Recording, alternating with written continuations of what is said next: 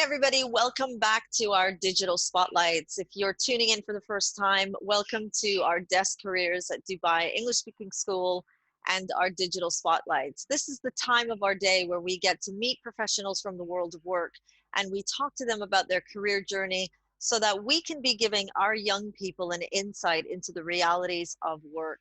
And today I'm really very excited to be welcoming Bassam Nader, a TV host and radio MC. Welcome, Bassam. Thank you for joining us. Hi, Maria. Thank you very much. It's a pleasure for me to be there with you guys. It is really exciting to meet you. So, Bassam, I know one of the most frequently asked questions I get from both staff and students is, how do you meet these spotlight speakers? Would you like to talk to us about how we connected and give them an insight to your side of the networking opportunity we just had together? Awesome. Usually all my networks come, honestly speaking, through online right now. It's more like digital. It's more like we're into the future of getting to know each other via a website, via a link, via like an Instagram, via maybe hopefully on LinkedIn and stuff like that. But then it's all about the connections that connect us like to each other. Take an example like me and you. We got connected because of another interview that I had earlier with another agency that I was talking about becoming a good MC, and I was giving like a lesson. And then you saw the video through a YouTube link that was sent from a link from the speaker that you were in. So that's how we got linked. So I say like it's a very nice initiative, like what the social media is doing right here to connect us to each other. And this is very good because then I can share more of my experience, more of my journey to everyone who likes to be part of it. That's so great. That is so exciting. And that's exactly how we met. It was a link from a link from a link. And then I Surely. did some searching and found you on Instagram and reached out to you. So thank you for joining us. Now, I know that what we've labeled you as a TV host and a radio MC, that's not the full picture. So tell us more about Bassam Nader and really the types of job roles and career initiatives that you have taken on. Truly. Well, if I can take you a little bit like back to the past, not the future. It all started when I was back in high school and when I was in my school time as a teenager. And I'm always into drama. I'm always into theater. I'm always into like music and plays and all that. And I was one of the key active play dancers even in the school itself. Like we do, like, you know, I come all the way from Lebanon.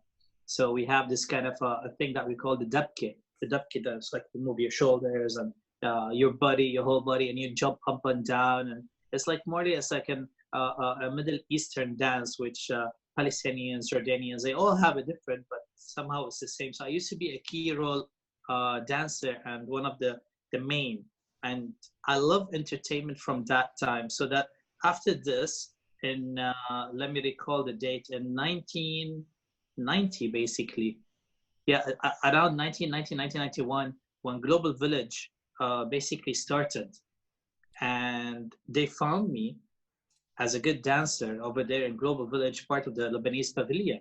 And then from there, I picked up the to what you call it, like not the fame, but the interest of being there in the market and people clapping for me and seeing the enthusiasm of people saying, "Wow, this is so cool! He's a good dancer. You know, oh, let's get his number. Maybe he can dance for another job or for another pavilion." And then they put my face and my name on the newspaper, and we didn't have the social media back then. I wish, but then I tried to take a photo and to keep the newspaper, but of course with time and changing houses and shifting, I lost it. But then I got related to become in front of the screen and not back screen. And I always had it when I was young. And my mama used to tell me that there was this incident when I was in KG2. We were having Mother's Day. And then I was just coming up on stage, and all the mothers were there. My mother was not there yet. The reason is she was a teacher and she was teaching a class at that time. By the time she came in, I was already like dancing like that. All your mamas are here, and my mama's not there. And everyone, even my teacher, is like, Bassam, dance. And like, nah, nah, nah. And then suddenly, out of nowhere, like the movies, my mama just showed up out of nowhere, like from the back of like 200 mamas. And I look, I was like, Mommy! And I start back dancing. And then from there, my mama told me, like, and everyone, they're like, your kid is so cute on stage. He really have that kind of a charisma. They really have that kind of a theoretical appearance on stage. And then from there, I start picking it up and going from classes to class, from dancing to dance, theater to theater, where then I came back here to my job roles, where again, was all like from my KG, let's say, till 1997 when I graduated high school. But then when I was in college, again, I didn't stop. In college, I was in charge of, let's say, the physical activities, curriculum, all the campings and all the flying and traveling that happened within the 3 years I was there in college. I used to take care of it. I was like the consul of that. And then when I graduated, by the way, this is, you remember when I told you on, when we were talking beforehand and you told me about my job description, like what did I graduate with? I told you I'm going to shock you.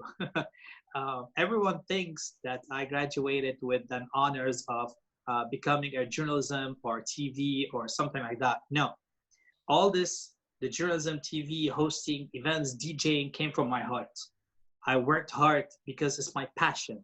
It's not like something, oh, I want to be this and I start studying that. Yeah, it's good that I want to be this and studying it to get the knowledge and to get the experiences and to learn it more. But I did it with passion. I didn't know that I'm going to reach where I am right now. But my main passion, you'll be amazed. I always love to be a chef, a big time chef. I'm into food. I'm into cutleries. I'm into hospitality. So what I studied in university, I did hotel and hospitality management and business and tourism management. And the reason I did this because from when I was young till today, God bless, I always have a smile on my face. And I love hospitality. Bassam, if you search it, the meaning of Bassam in Arabic means al-basm, the smile. So from when I was young, when I was born, my grandma named me that name because when she saw me in the hospital coming up in labor, she was like, I had a smile on my face. She's just like, call him Bassam, Nice. like my uncle.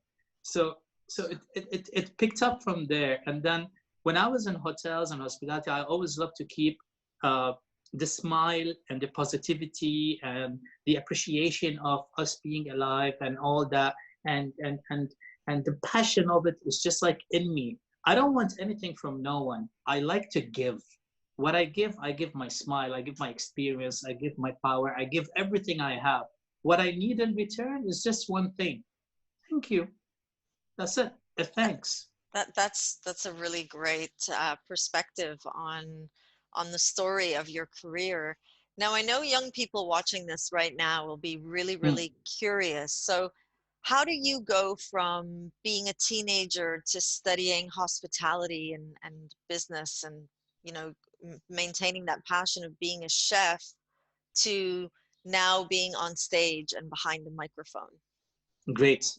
I love that question. I related everything together, to be frank. When I wanted to be a chef, I still practice being a chef till today. I still cook and all that, but of course not to the highest level. But how am I getting those experiences more or learning more? All right.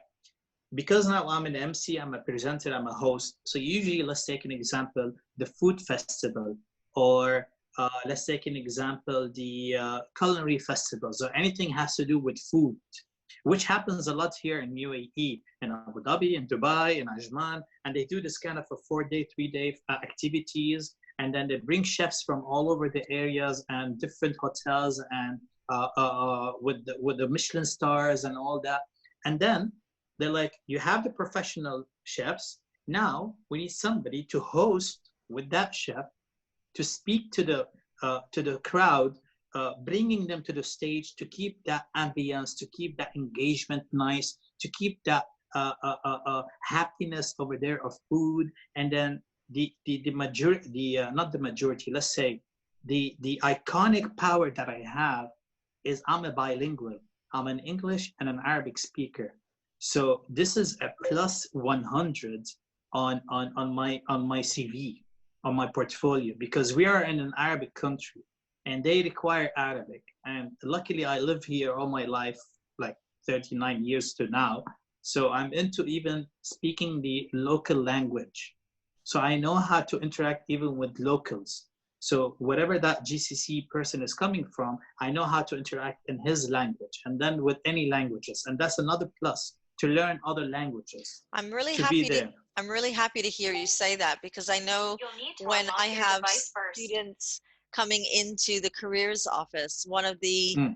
topics of conversation is always, why should I take a language? And I'm always Oh, telling them languages are keys to open many opportunities, many doors. So it's great to hear someone in the world of work saying, you know, a plus 100 on my CV is being bilingual. So that's really, really great to hear. Can you talk to us a little more about the job description of a radio presenter and a TV host? sure. But can I add on something else about the languages? Yes, sure. Like an experience happened with me, which I really feel very devastated about it, because I wish I didn't stop it. All right. So I was a French speaker before I was an English speaker. 90%, 80% of Lebanese, we are like French educated more than English. So I used to speak like a bulbul. A bulbul is like a bird. So I was like a French speaker big time. English was like my third language, believe it or not. So it was Arabic, French, and then English. Until grade 9, I was like the number one French speaker in the high school. Nevertheless, because my mom was a French teacher, and that's metaphor because she used to teach me more. But then I looked around, and that was in the 90, yeah, around like 1980, 1988, 89, sorry, 90, 91 at that time. And then I kept on looking left and right, and I'm saying that there's nobody speaking French with me. And that days, now it's different.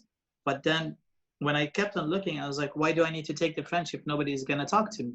So I stopped it and I dropped it, and that was the biggest mistake, and I didn't realize it. And then I lost the French, believe it or not. I lost it. Khalas. There's no more training, no more talking, no more studying. And then I graduated and I went for the hospitality, and yet the French is not with me. But then when I graduated the hospitality and started working in hotels, and now I'm facing the front people and the reception, and then French people and somebody coming from the Caribbeans and the Canaries and everyone, they're speaking that French language. And I'm looking at them as like, uh-oh, I wish I learned the French. So for all you students and everyone coming to your career office, please guys, take that initiative, take a third language or fourth language if you're good at it, and have that time to invest your language techniques in it, because you never know. Just never know, because I was living here all my life. I didn't know that Dubai is going to be number one touristic location in the world. Back then, we didn't have nothing in Dubai. It was just Sharjah, Ajman. It was like the high power of UAE and Abu Dhabi. But then Dubai came up after nowhere in 15 years and become what it is right now. So my advice to everyone, if you have any specific language that you like to learn, push yourself so well on it, train yourself so well on it, take extra tuitions outside the school, get to learn it through online videos for free or paid ones. Just try and get it. And even if you love that language or accent or that subject, travel to those countries and learn it more, or get some friends who are from the same accent and languages of nationalities. That's my advice, because I lost it. I can almost hear the language teachers going, go Bassam. That's excellent, excellent, excellent. Okay, so going back to my question, Yeah. What is on the job description of a TV host and a radio MC? Great. The job description is very simple. Being yourself. This is one. Two, I'm not saying no one can do it. Everyone can do it. All right? But you should have a confidence about yourself. One, confidence about the way you look. It doesn't matter. You're big, small, tall, short, fat, thin. It doesn't matter. It is you that we're concentrating on. Maybe you have just an amazing topic you're talking about, but then you don't know how to appear on the camera.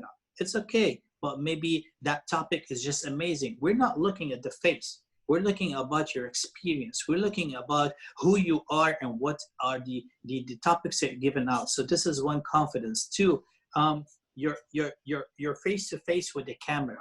Shy. Are you that shy? If you're too shy to be on camera, I don't want you on the camera. This is what producers and directors usually say, because we need your confidence. You might look super hot, super cute, super amazing, super handsome, but then when you're on camera and you got nothing to do, then we don't, then they will look double time. It's like, no, we don't need them. So this is why in my coaching careers and my hosting careers and all this, I train students, I train people, I tell them how to be self-confident in that, how to be face friendly with the camera, how to even talk and react and be themselves and all that, like I'm doing right now. It's very simple. Well, for me with that experience, but anyone can do it. And my advice to all the students right now in the school, if you are lacking that kind of an experience, enroll yourself in drama club. Drama helps a lot, so much, because in the end, what we're watching is like a movie. It's drama. It's all about drama. So if you know that technique or how to act in a way, the door is gonna be like knocking and knocking and knocking for the future. There's a lot of doors and lots of opportunities from TVs, from radios, from movies, from acting, from commercials. Look at the commercials that happens all the time. These are all actors, acting techniques. They might be business owners or whatever, like me or something, but yet they're actors. They're doing that part-time and it's extra cash. So why not? So right now I can also hear the drama department saying, we love you, Bassam. But I'm going to narrow in. Give me a job description, like 1, 2, Okay. 3. What do you guys do? All right. So what do we do as a job description? Okay, to become a better MC, or to, let's say, to become a better speaker in front of the camera, right? Not to say to be better. It's like, okay, so we can almost imagine Bassam's waking up. He's awake. He's on his way to work. And then he opens the door to his office and 1, 2, 3. What are the jobs that Bassam, the radio and TV hosts, have to do? Great. Before we sleep, we prepare. Okay. So this is important. So before it, like in one day, let's take it one day in a day. So before it in one day, let's say we finish the show. Let's say we finish our conversation for today. But before we finish the conversation, you gave me one task for next day, which is, Bassam, please prepare another, let's say, script to what you're gonna talk live to our audience. So that's my job description.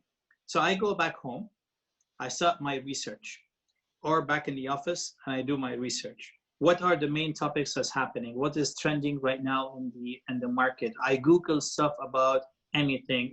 Now, because we're in the COVID and we are like staying home and everything, so everything is all about the COVID. Everything is about the staying safe. Everything is about how to clean, determine the blah, blah, blah, all that. So the search will be more like interesting about getting all those facts. But because there's so much of facts happening on that and you don't want to like mix match your crowd or your audience, I always go to the other sector, which is music, entertainment, happiness, positivity, staying healthy, gym, and all that. So then I start preparing on that. So preparation is what is the most important job role as a presenter, to prepare, to master my information, and to know that the source of those information are real and not fake.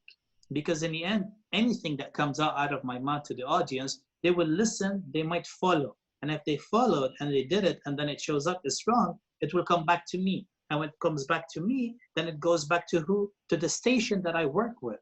And if it comes to the station goes to the law. To the law, it goes to the court. To the court, we are fined because we're giving illegal information.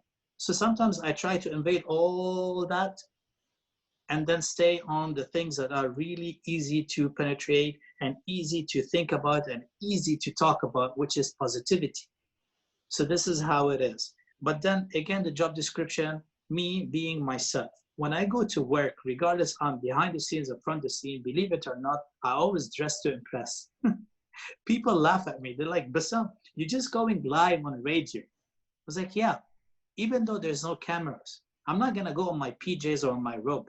I just want to feel like I am on TV. I want to feel that I'm talking to somebody in front of me, because I might receive a call from you saying, hey, I need a request. Hey, I need this. Hey, I need that.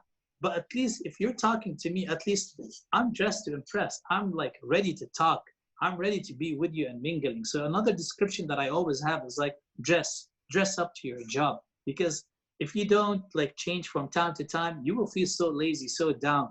So I always like feel like I'm you. I'm doing something nice today. And then third, I always love to have bright side. Look at the background that I have. This shows exactly I'm a music person. By the way, FY, I'm a drummer. I used to have a band. So that's another Yeah, thing. exactly. Yeah. Yeah, that is So, so cool. Talk so to me about, multi. yeah, great. Talk to me about cars. I know that you Ooh. love your cars. So tell us what you do when it comes to cars. Cars is again passion.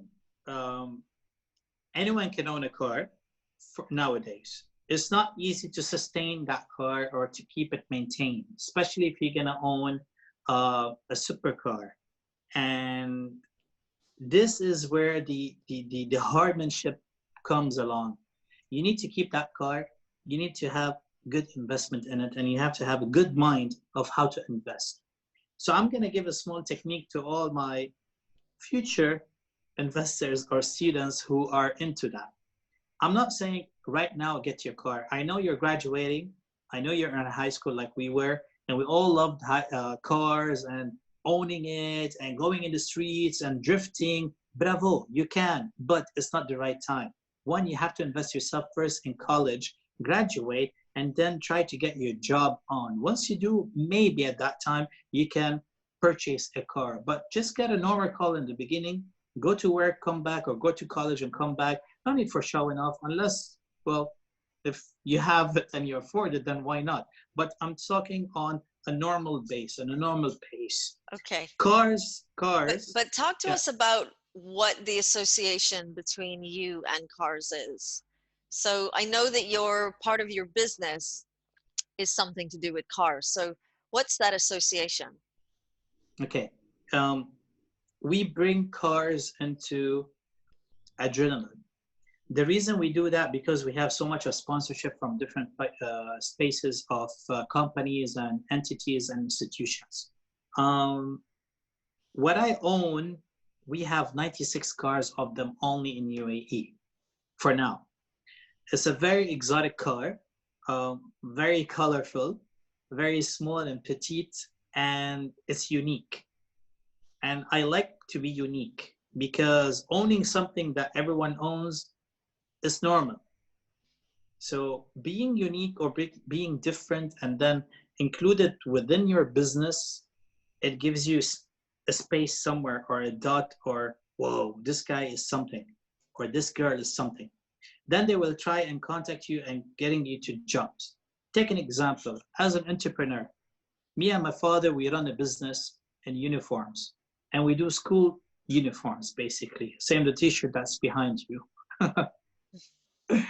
So, so we do this. And with this, take an example.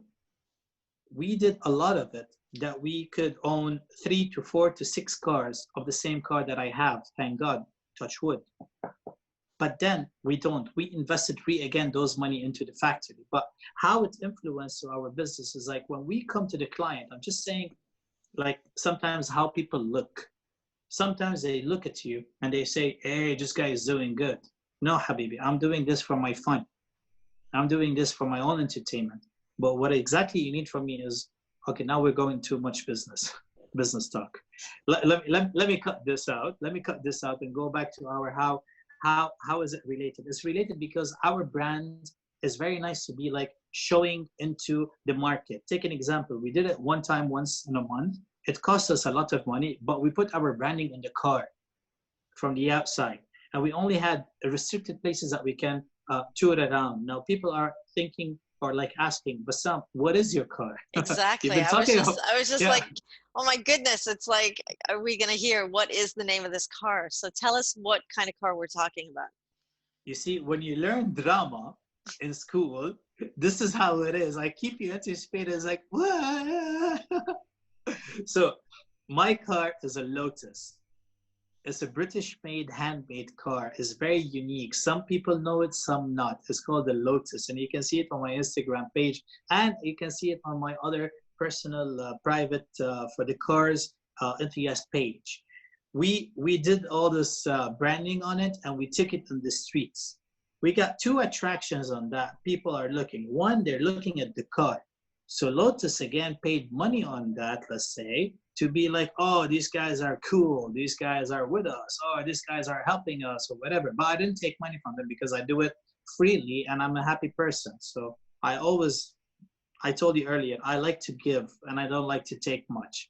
And then the other branding was my company, where people were looking, oh, so it's an exotic car. What's written down there? Al Balabil Stationery. Wow. Al Balabil Co. Wow. What do they do? And this is where I put my phone number, and this is how it relates, and this is how I get my customers. But then I love the cars because cars can let you out. Now, in our business as an MCs and presenters and being as a semi-influencer or an influencer, people like to see you getting bigger and bigger and bigger and bigger. Not just like you're just a presenter, you're just an MC.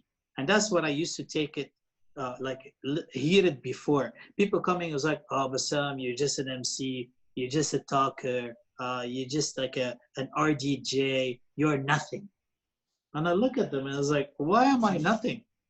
What do I need to become something? It's like, oh man, you need to have a sports car, you need to have a fancy house in the Palm Island, you have to have 3 to 7 million dirhams in your pocket, and then maybe we will say you are something.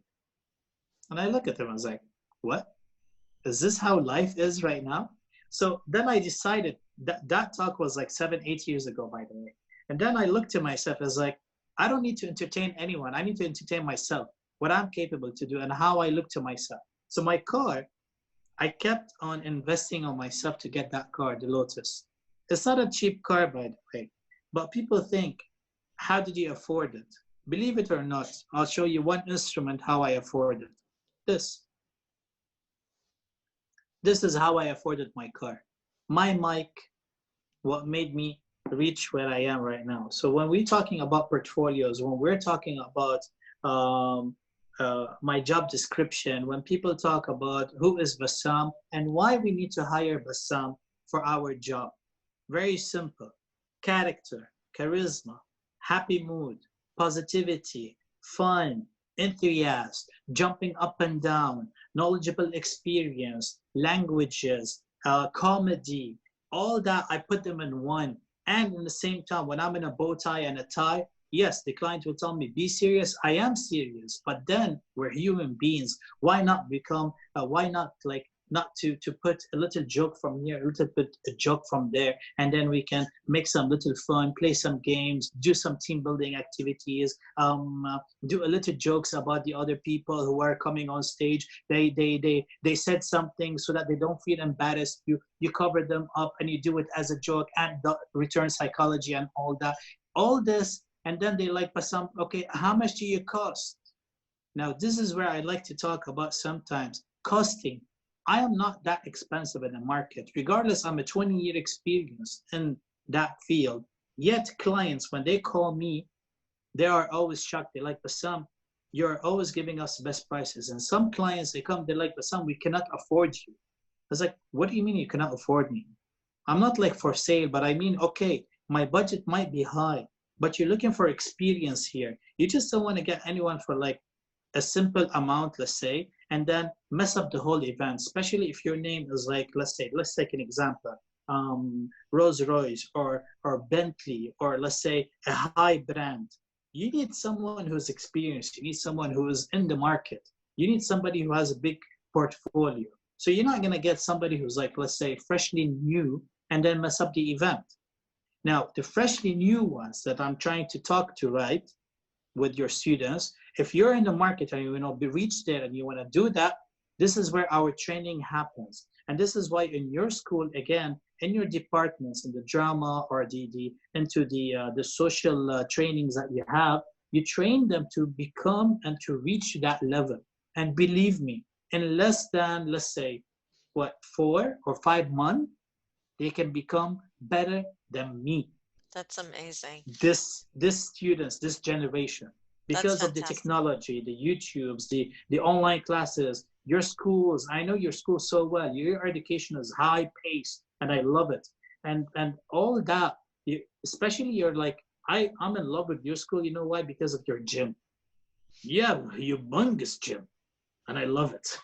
That's so great. Thank you so much. And I think you've just for our principal and head teachers watching this, I know Mr. Vizard and Mr. Gibbs will be really pleased to hear that you love our school and our gym. But True. talk to me about just your top three tips, just before, as I'm keeping track of time here, top three tips of what you didn't know when you were a teenager and now after, a decade and a half or two of working as an entrepreneur, as a radio host, as a taking a hobby of cars and bringing it into your business. What are top three things that you've learned that you wish someone told you when you were in high school? All right. One, be yourself, as I said all the time. Two, if you are into this kind of a business and you like it, practice as much as you can, even if you need to stand in front of the mirror and talk to yourself for hours. 2, 3, 4, and 5, record yourself and then re-see that video again. If you're doing voiceover and you want to become a voice over artist, this is another big time money. People think these voiceovers are just a waste of time. No, no, no, no, no. Look at the cartoons. Look at the movies or the series that you're watching in Spanish and then translated to English.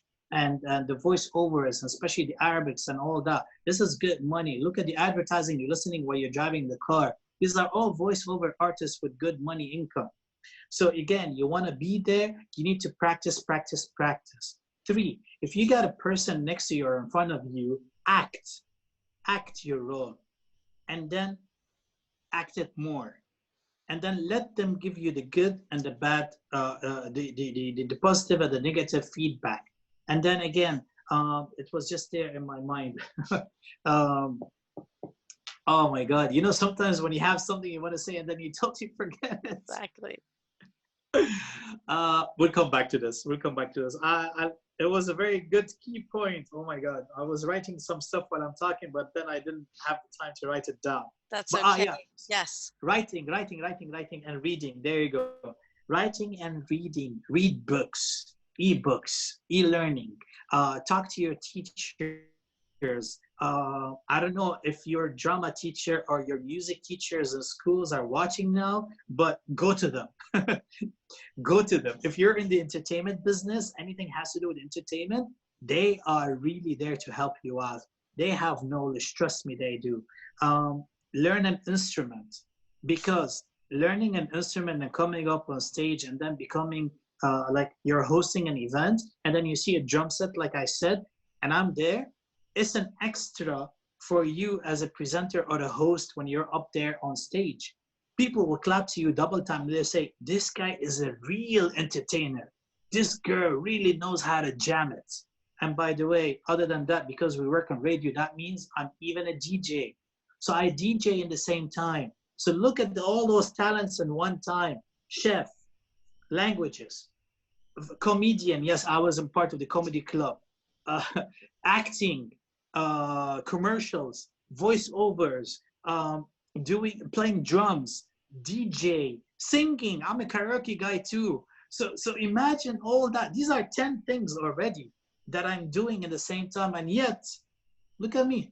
Amazing. I'm still having fun. Yeah. Amazing. Amazing. I love how you wrapped it up, because we are right at the end. We're running out of time. I could talk to you Wow. forever, Bassam, but thank you so much for sharing all this knowledge. Thank you. And I knew right at the beginning when we kind of had your title of radio host and TV host, sorry, and radio MC, that we were not even scratching the surface of the amazing work that you do. So that brings us to a Thank wrap. you. Thank you for joining us. Thank you, everyone, for tuning in and watching our Spotlight with Bassam Nader. How can we reach you if we want to reach out to you? I know we have budding and aspiring people that want to be working in performing arts. How can they reach out to you if they need to? Cool. It's very simple. Either go to Google and write down my full name, Bassam Nader, and then everywhere, everything is there from LinkedIn, Instagram the most, barely on YouTube. Twitter is like, huh? And Facebook. So I'm morely active on Instagram, and it's MC Bassam, as in Mike Charlie, or MC stands for Master of Ceremony. So it's like MC Bassam on Instagram and all my other social media platforms. Just type in MC Bassam and you'll find me everywhere. Thank you all for tuning in to our Spotlight with Bassam Nader, and I look forward to seeing you all at our next Digital Spotlight. Have a great afternoon, everybody.